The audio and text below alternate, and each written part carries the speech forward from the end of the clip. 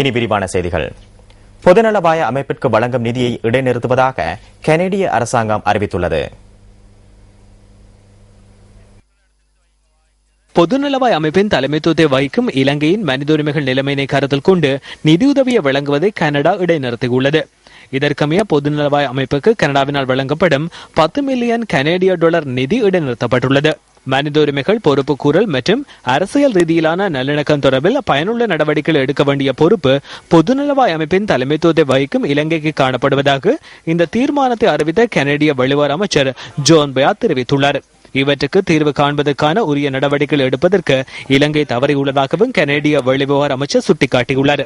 மனித உரிமை முறைகளை மூடிமறைக்கும் அமைப்பொன்றுக்கு நிதியுதவி வழங்குவதை ஒருபோதும் நியாயப்படுத்த முடியாதென கனேடிய வெளிவிவகார அமைச்சர் ஜோன் பயாட் மேலும் குறிப்பிட்டுள்ளார்.